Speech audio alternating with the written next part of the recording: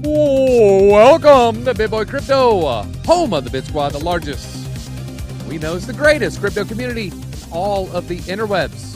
This is Around the Blockchain Friday episode, July 8th. We come to you, your favorite topics, and today at least we have the best panel we've ever had in the history of the show. And I just got some background on one of the people too. I can't wait to share. But we're going to go ahead and start on the top right with his new Oakleys. It is RiceTVx. Once again, make sure you're always checking out his channel. And also, you got to check out Cryptostache's channel. I can tell you all the cool stuff coming out, Splinterlands, all the best play to earns. Get in early before the collapse and watch this channel. So you got to have those notifications on. Then on the bottom left, we have Crypto Factor. He's an OG in the space. He's an OG in the MC scene as well. We call him MC Paul around here. Then in the top left, they were gushing over this man earlier in the office, Johnny Hopper. You may not know, he is a former motocross, correct? We've talked about it before, but they're like, no, you don't understand. Johnny was good.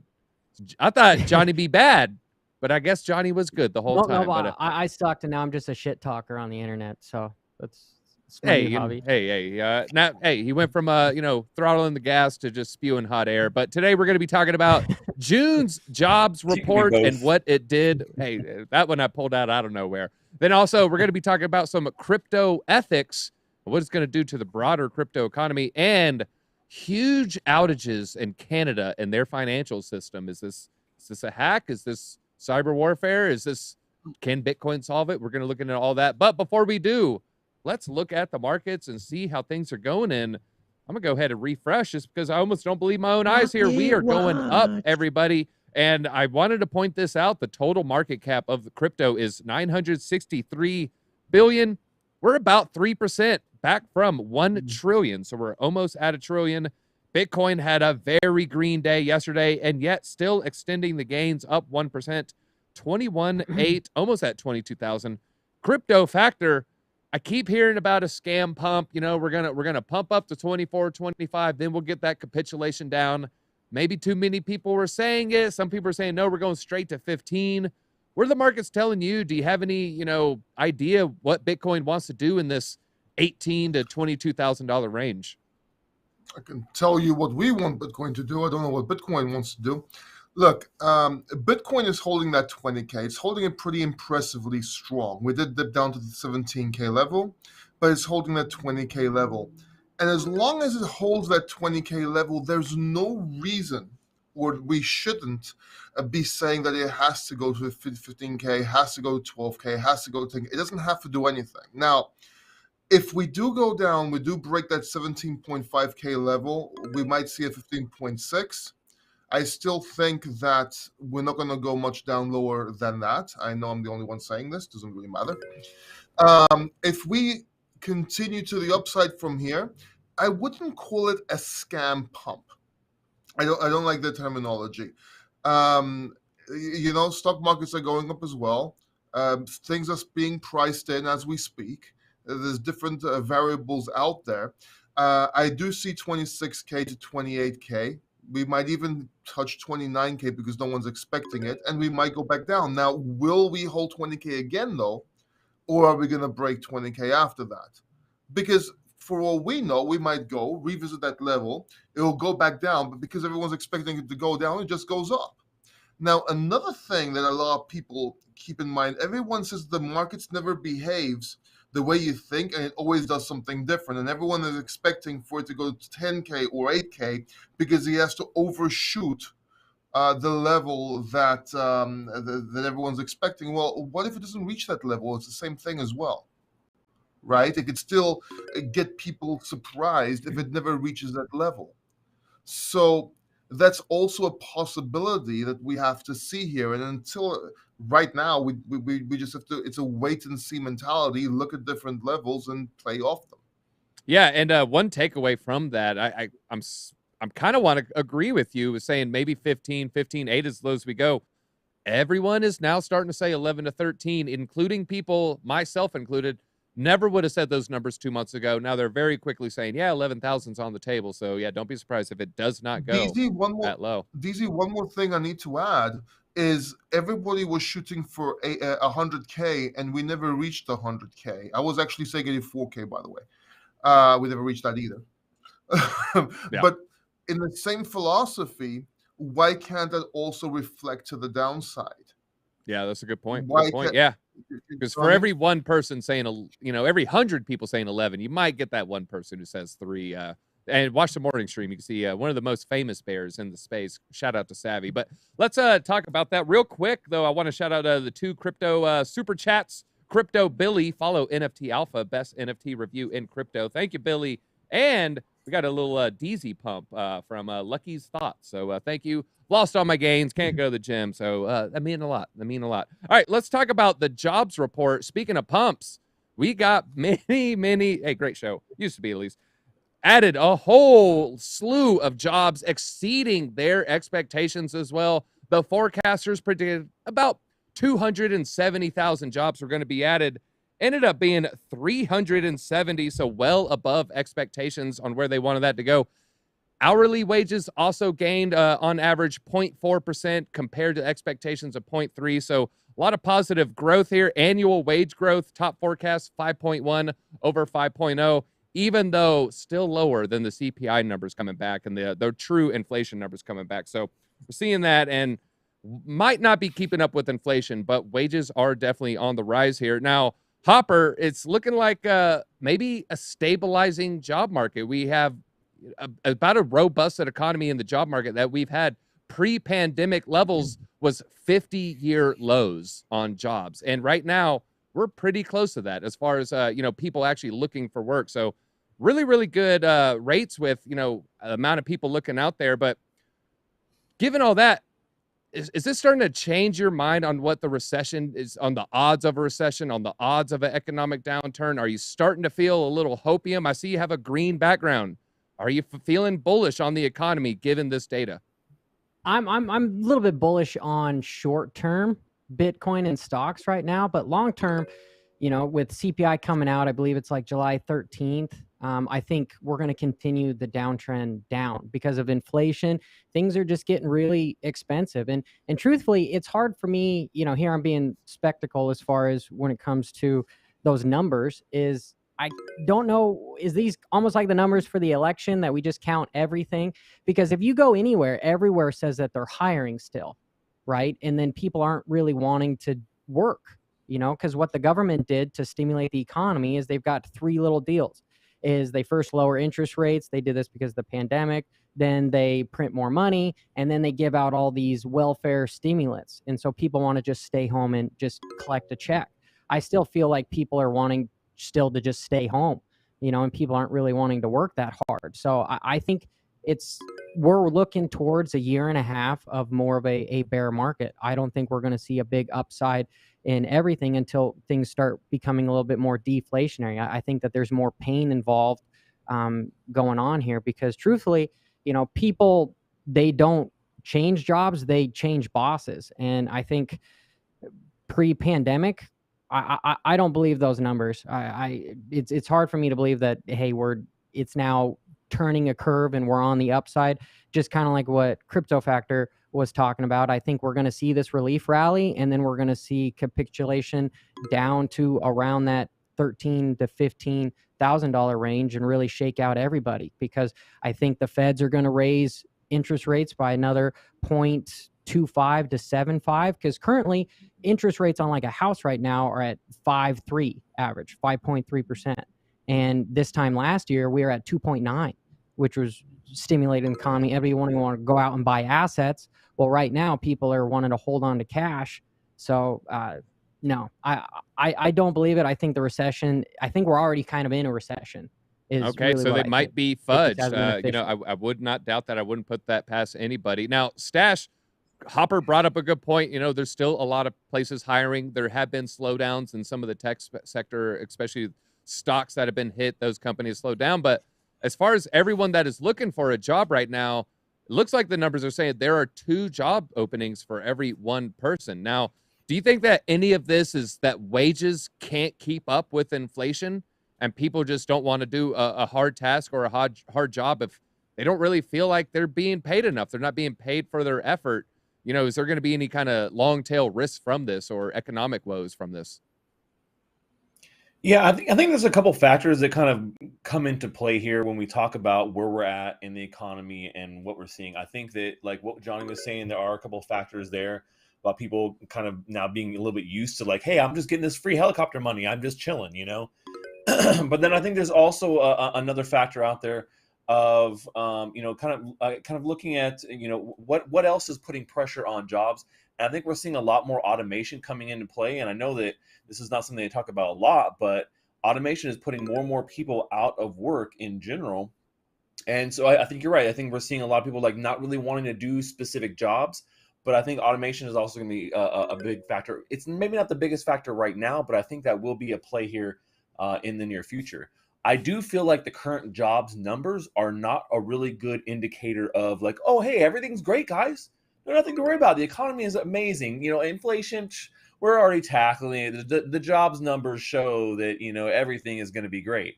Like, I think they're really grasping for straws at this point, like trying to find like anything good that they can say, hey, well, here's a good number, a good metric. That means that, you know, we're about to turn the curve, you know. And I think that it just kind of bullshit.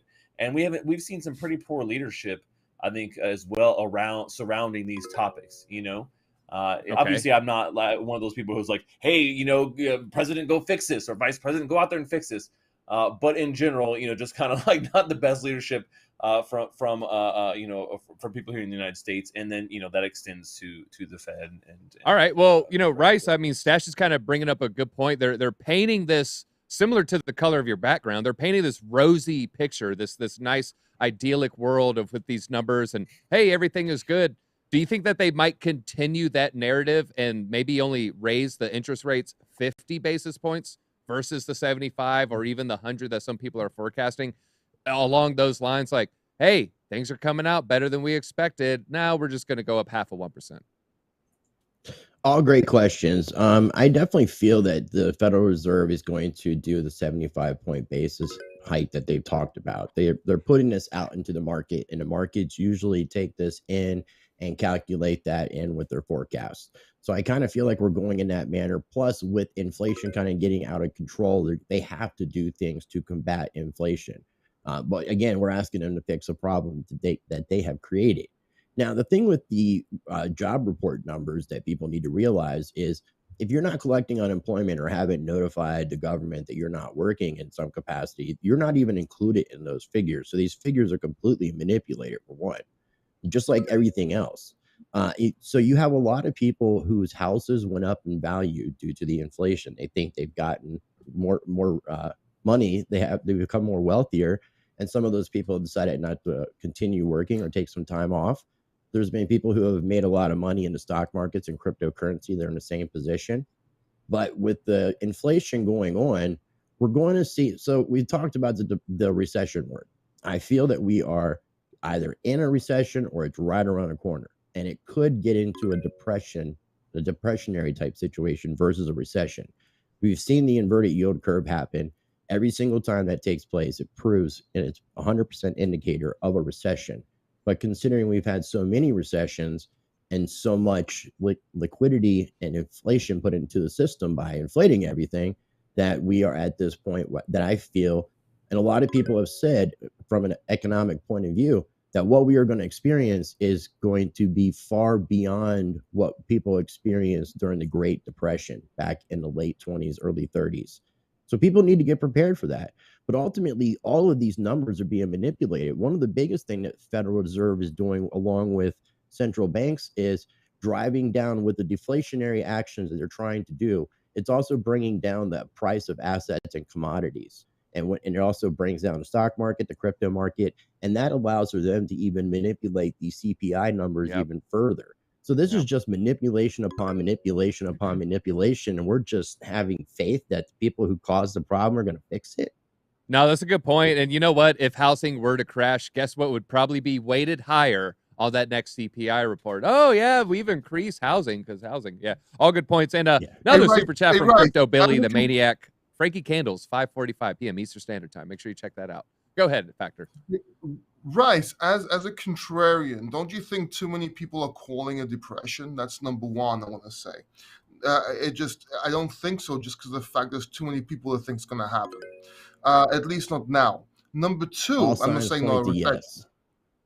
Also, all right, he shook his magic 8 ball. There are some differences in this crisis. There are different things. I'll give you an example. Here in Greece, I know a lot of people. First of all, tourism is pumping, and I know a lot of people looking for staff in islands. And they're paying a pretty penny. People are not going to work, not just in islands, but there's a lot of people looking for staff around here in mainland Athens, and people are not going to work. And believe me, the helicopter money or the money you're getting is really not much. It's really times are changing. Great resignation. People are tired of what they've experienced in the normal day-to-day living that they've had. So the pandemic gave people a lot of time to think and reevaluate things. So in addition to everything that we've talked about on the show for so long and all of on our channels, it goes beyond. It just goes way beyond all this. Okay. All right. So well, let's move on. We can talk about this all day. Yeah, real quick. Go ahead. I was calling for a depression for a while. I was really worried about it. I just think too many people are calling for a depression right now, and this does feel different than every other time. Well, you just gotta look. You gotta look. I mean, look at it. 2008, the system crashed, and it should have been done. And we keep trying. We keep something on life support is not going to live, and that's the problem. Hey, it worked for Weekend at Bernie's. I think we're gonna do it again. All right, we got to move on. We got to move. And Crypto Billy with yet another super chat. The Maniac. Watch Debate Crypto, 7:30 p.m. Eastern Standard Time. All right, let's talk a little ethics. No, where's the trolley car gonna go? We run over the baby or the 10 adults? We don't know. No, we're talking about the U.S. Government of Ethics, the U.S. Office of Government Ethics, also known as the OGE. And they announced a very strict crypto policy for all government employees that happen to work within the crypto or stablecoin or any kind of blockchain technology while working on any of those types of matters. And they can't own any crypto whatsoever if they're working on any of these related technologies, including, I'm serious, one Doge. They can't even have one Doge. Now, there might be some exceptions. Obviously, we see the U.S. representatives and our senators. They are the best traders in the world.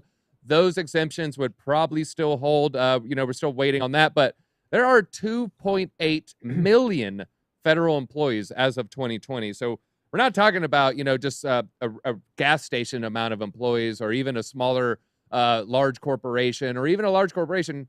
We're talking about almost 1 out of every 100 American, or certainly more than 1 out of every 100 working Americans. So a large percentage of the population here might be barred from owning any crypto. Depends on how many work within that, of course. But I'm going to bring it back to you, Rice. I kind of want to get your take here. Should federal workers be barred from owning crypto if they work on, legislation or any kind of regulation dealing with those assets?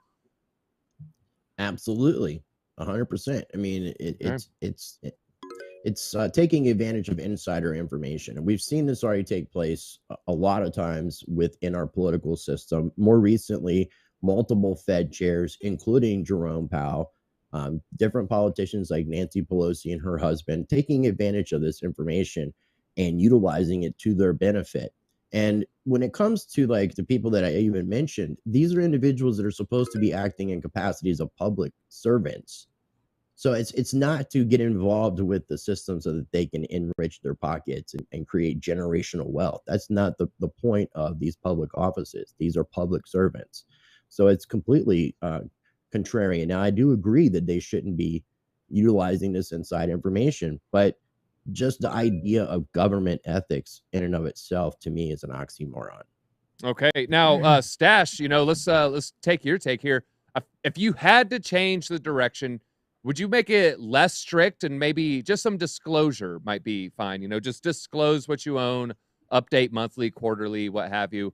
Or should they be more strict, maybe even banning congressmen and Congress members from owning crypto? How would you go? If you had to change it more strict or more loose, what direction would you go? So let me get this straight. So the idea here is that, you're going to exempt senators and congressmen, some of the highest paid and richest I'm not saying government employees. And then the people who are the least rich government employees, those are the ones you're going to say, hey, but if you have anything to do with this crypto, adoption laws or regulation, then I'm sorry, you're going to have to recluse yourself and you no longer can be involved in that, or you got to get rid of your crypto. Like, I think it's just kind of horseshit, man. That we have those kind of crazy separation there, for these public servants.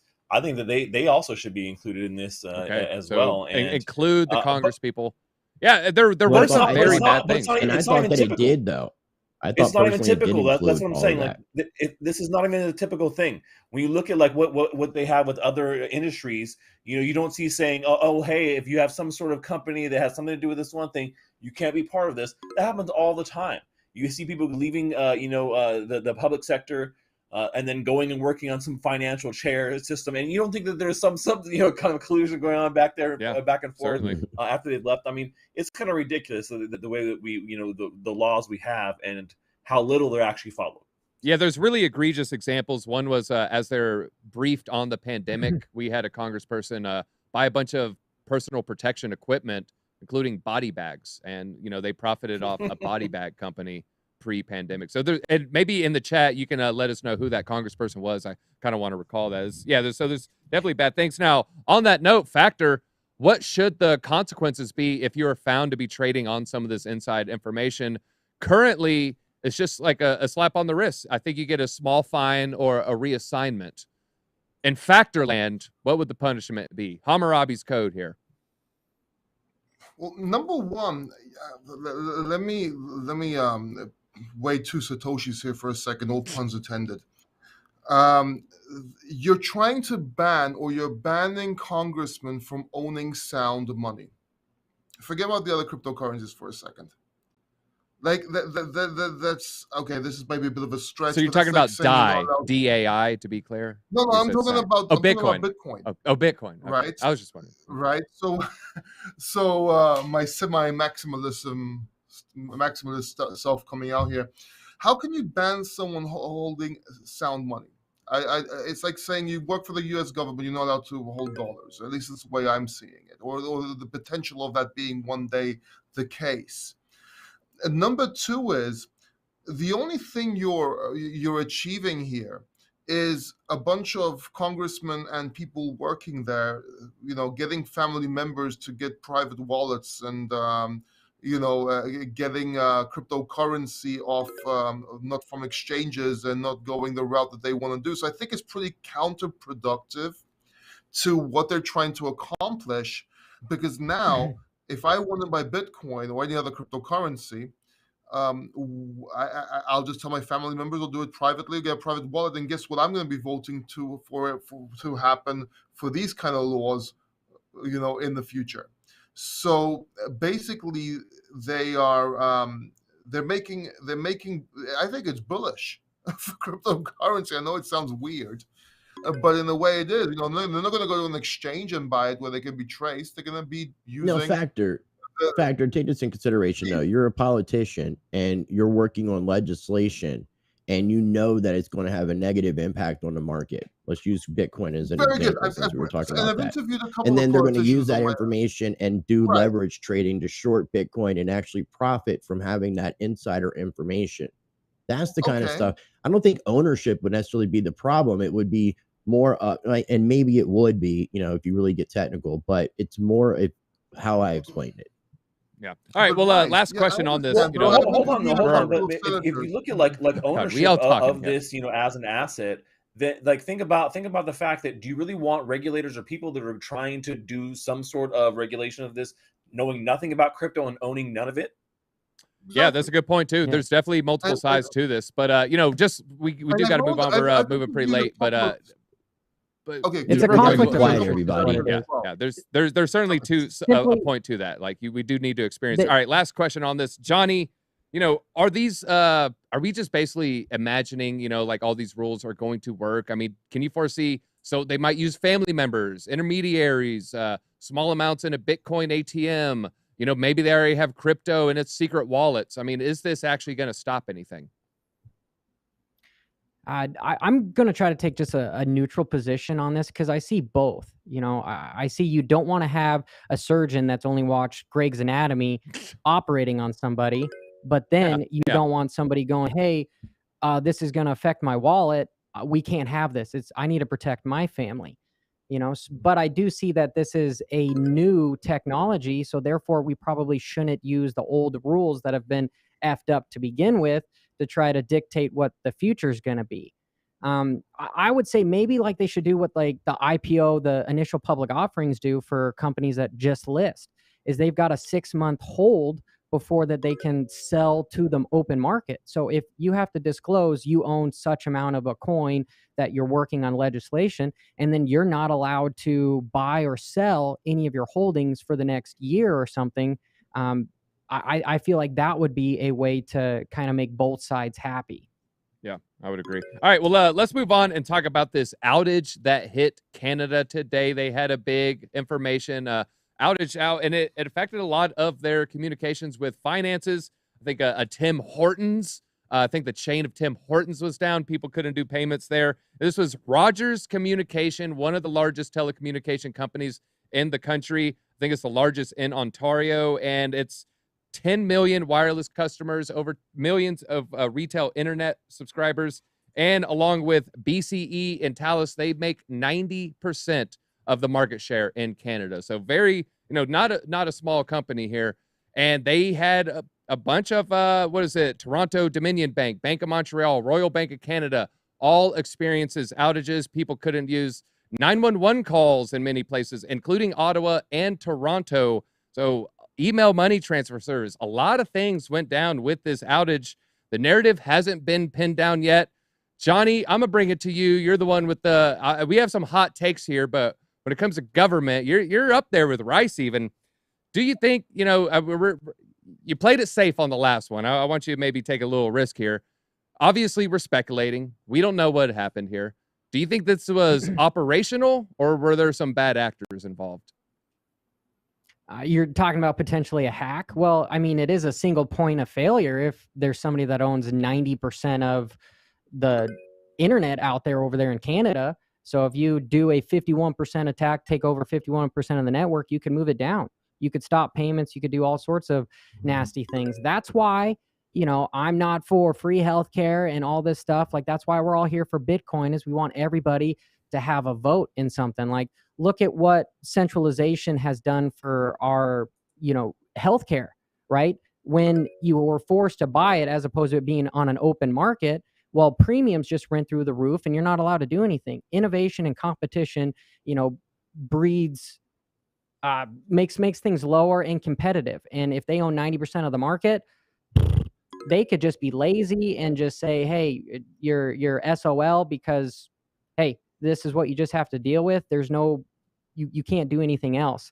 But I'm not going to go conspiracy to say that, hey, something was taken over. Who knows? But the news is not going to tell you, because it's going to cause people to panic in Canada, and they're going to try to find alternatives. I do think Starlink is probably an alternative, where they have like the lower satellites for satellite internet, so you're not stuck with some mobile spectrum provider. You could at least be up doing something else. Again, that's competition. You should have competitors out there. That's why we love Ethereum. That's why we love ADA. That's why we love Solana, is because one of them can, you've got multiple. DEEZY. Oh, I didn't expect you to say you love Solana. When you said they're SOL, I thought you meant they are Solana, and so they experience an outage. And no, that's no, no, hey, I have sorry. Solana. I was told to I'm be just nice. kidding I here. can't. I was using acronyms as far as it's good. I got you. all right. Well, Stache, but let's talk about this. Because a major part of crypto is online access. Do you think when let's just assume this might have been a bad actor? It could have been a teenager in a basement. It could have been state sponsored. Who knows? The details, I'm sure, are going to roll out over the coming weeks. Whether or not it's accurate, I'm sure we'll hear some more about this. But crypto is so much of it lives on the internet. Do you think that this is maybe a point of failure? Should crypto hodlers maybe hold a little bit of cash, even though it's losing 1% of value every month? Man, you kind of set me up with that question there, because I'll say that yes, it is actually probably a good idea that you hold some fiat. I mean, I really hate to be able to have to say that, but that is the case. I mean, you really should have some sort of fiat on hand, for rainy day purposes, for whatever happened, things like this, right? So it does put a highlight on the fact that not just crypto, but all real finance is digital. You know, so when you know, power grid goes down or something goes down like this, it's not going to be just like, oh, well that's why, you know, digital money doesn't work. Well, it's almost all money is digital at this point. So having some of that extra cash on hand is, I think, actually pretty helpful in this situation. I mean, you know, it seems like it's a very temporary outage, right? But in an actual massive, you know, situation, you know, having that digital money is not going to be really worth jack shit. So. But the cool thing about it is that Bitcoin could actually survive in some sort of way without digital. There are ways for Bitcoin to be out there and to be transacted without having a massive power network. Yeah, Johnny painted a picture. I mean, if you had Starlink, you're still going to be able to do Bitcoin transactions. You know, now Rice, I know you had a you know, a take on this. I mean, are there any lessons that, you know, some citizens or just people at large, writ large, should take from this as far as their centralized internet providers or their centralized points of access? Do you have any tips on, you know, how to foolproof yourself in the event of, say you have Comcast and Comcast goes down for 24 hours? I mean, what would you do? What would Rice suggest as far as, you know, help protect yourself in the instance of an outage? Well, I mean, if you can afford it, redundancy, so multiple services. Now, I actually I run the pre-search live stream every Friday at 12:30 p.m. Eastern time, and they're located in Canada. I do it with their CEO, founder Colin Pape, and he had to do it from home, our live stream this morning, using Starlink because he couldn't do anything otherwise. He couldn't use the internet at the office. The other thing that people got to take in consideration was this wasn't just the internet, this was phone lines too. Yeah, so the people's 911 calls and internets. Yeah, so Friday they had issues, and then today they had issues. And today it was like apparently more than half of the country that was out of internet and phone service.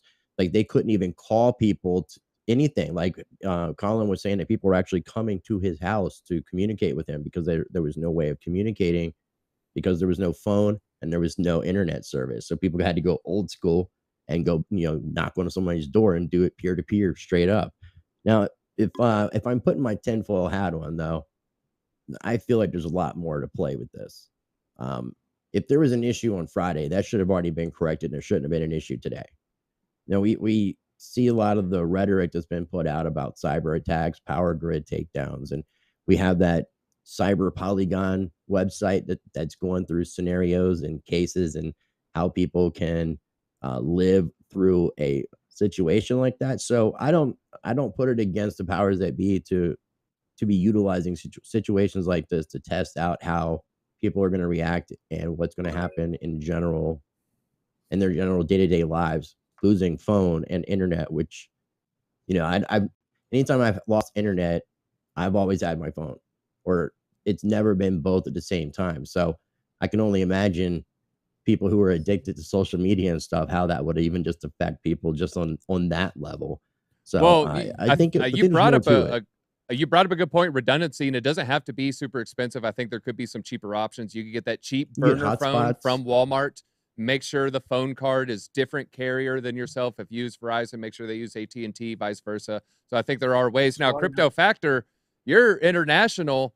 Over here in the West, we have a lot of monopolies when it comes to information, monopolies when it comes to electricity, monopolies when it comes to water. So we have a lot of our core services that might be monopolized, quote unquote, for the customer and keep costs down. What is your experience in Europe? I know, you know, Greece obviously had issues with their economy, but as far as their infrastructure goes, I mean, is there any kind of foolproof plans or redundancy plans that you can implement in the West, or I mean, I'm sorry, in Europe over there, east of us? So I actually have two carriers, and I'm looking into Starlink as well for my beach house. And I actually have a different carrier for my computer here, and I have a 5G network for my phone, which I can also connect to. But let me add my two satoshis again to what's going on with your power grids up there. First of all, yes, it could have been a test, but it could have also been a test from hackers, right, to see what's going on, or a warning, or to see whatever, because they don't want to go straight to the United States if and risk something if they wanted to test out the wallets. I'm talking about Russia, I'm talking about China, I'm talking about straight out some of these hackers, independent hackers, whatever. But I don't know if you realize this, but your power grids in the States are so even though, for example, some states have their own power lines, like Texas, for example, I think you got a couple there. They're so intertwined and dependent of each other at this point that if you take one of them out, you're screwed, right? So it's actually a very dangerous play there. And your protection is minimal because no one would, this wasn't a threat. If you really think about it, a cyber threat or that level, at least like years ago, this is something that's more of a threat now. And with all these wars or proxy wars or whatever you want to call them, the power grids are very vulnerable. And this is something that I don't know if it can be fixed or if they can, in a way, protect themselves against it if something decided to go down, if to say it in layman's terms. Okay. So it could have been a malfunction, it could have been a hacker, it could have been a test, not just to see what the people will react like, but a test for some bad players out there to see what was going to happen, if you want to talk conspiracy. All right. Well, I think the takeaway is a little redundancy, I think, is key. I think that's Rice, you brought up a good point. It seems like a couple of us already on that. And I was contemplating whenever a new iPhone comes out, I might get it. And you know what? Now I'll probably get a second service provider, try to get the company to pay for it. What do you think, BJ? What are my odds there? But all right, I think we do got to wrap it up. We ran pretty late today, but we'll be back on Monday. It was a great episode. Once again, make sure you're subbed to everyone's channel on here. And I think it was the Green because he said go. And you know what? He took off on that ramp, did a 180 heel extension. I don't know what he did. But Johnny, feel free. Take it away. Right off into the sunset here. No, it's always a pleasure being on this show. I love the panel because we all have different views and we can add to stuff. But I will leave with some philosophy. The only way out is through Buddha. So we're all going to get through this. It's just going to take time. Get out, enjoy the fresh air, enjoy the weekend. Thanks, guys.